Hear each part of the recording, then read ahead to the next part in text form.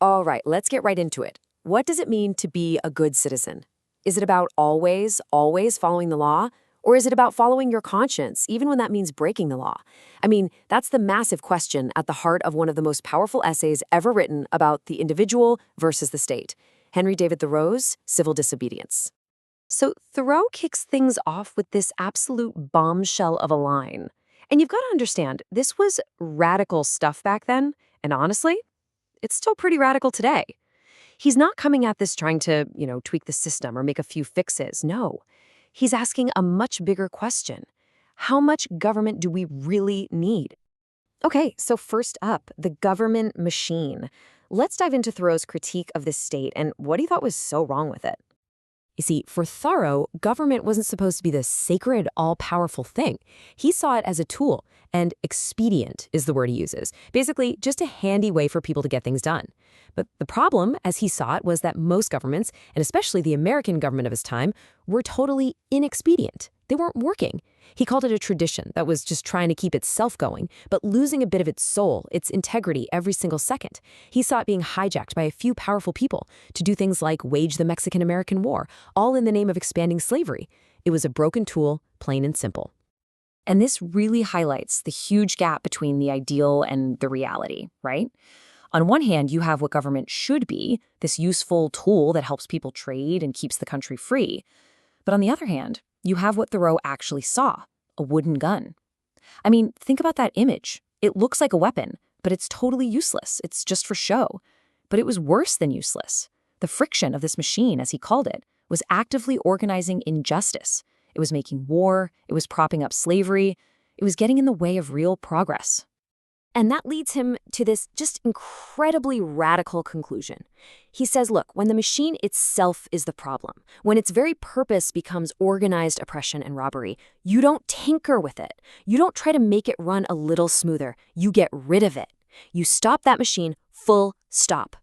So if the machine's broken, what do you do? Well, that brings us to Thoreau's solution. Conscience above the law.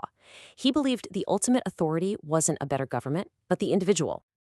And he puts this question right to you, right to the reader. Must the citizen ever resign his conscience to the legislator? I mean, think about that. Should you ever, even for a second, hand over your sense of right and wrong to some politician? For Thoreau, the answer was a loud, clear, absolute no. He argues your ultimate loyalty isn't to a flag or a law. It's to your own conscience. And this right here, this is the heart of his entire argument. He says the only obligation he has a right to take on is to do what he thinks is right. That's it. Not what the government says is right, not what the majority says is right, what he thinks is right. That's your one true duty. So, Thoreau breaks it down. He says people serve the state in basically 3 different ways. First, you've got the people who serve with their bodies. Think of the army, the jailers. They're just machines, cogs in the works, not really thinking for themselves. Then, you've got those who serve with their heads, politicians, lawyers, that crowd. They might be smart, but they rarely stop to ask if what they're doing is actually moral. And then, there's the third group, a very, very small group, who serve with their consciences. These are your heroes, your reformers. So what happens when you're one of those few who serve with their conscience? Well, according to Thoreau, you necessarily resist the state, and the state doesn't thank you for it. No, it treats you like an enemy. In an unjust system, being a person of principle automatically puts you in opposition to it. Okay, that's the theory. But how do you put it into practice? That brings us to the duty to disobey, turning these ideas into real-world action. First things first, Thoreau was not a big fan of voting. He basically called it a sort of gaming, like you're just betting on right and wrong, casting a ballot, and then hoping for the best. It's too feeble. For him, if you really want change, you need action from principle. That means you have to do something. You have to personally and directly withdraw your consent from the system. And his call to action here is crystal clear. He says if an injustice requires you to be the agent of that injustice to another person, then you break the law, period. You have to let your life be a counter-friction.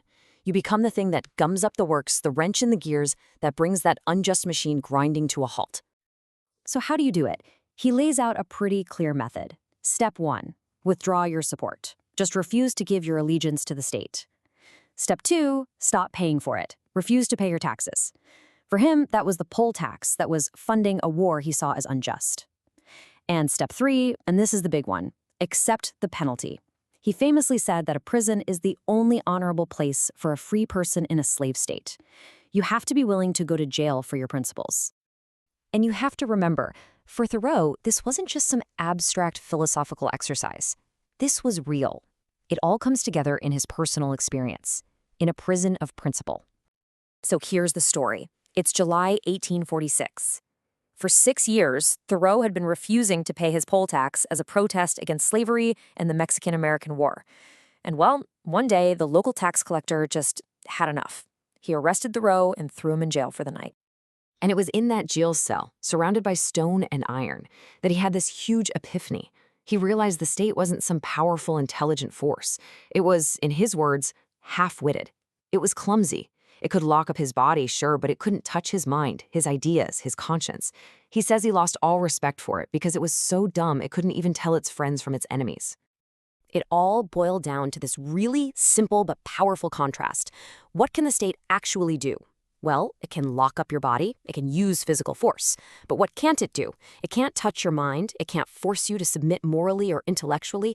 Its power ends where your conscience begins. And this quote just says it all, doesn't it? I did not for a moment feel confined. Think about that. He's in jail, but he doesn't feel confined. Why? Because in his mind, he was free. The state thought it had imprisoned him, but it had only imprisoned his body. To him, the walls of the jail just seemed like a great waste of stone and mortar. They were totally irrelevant. So, after all this criticism, where does that leave us? Well, Thoreau wasn't just about tearing things down. He actually had a pretty stunning vision for what a truly just state could look like. He kind of saw the evolution of government as a journey. We started with absolute monarchies, then we got limited monarchies, and then we arrived at democracy. But for Thoreau, democracy as we know it wasn't the end of the line, not even close. He saw it as just one more step on the path to something even better, something truly enlightened, a state that recognizes the individual as the highest power. So what does this truly just state look like? Well, for starters, it would get its power not from the majority, but from the consent of every single individual.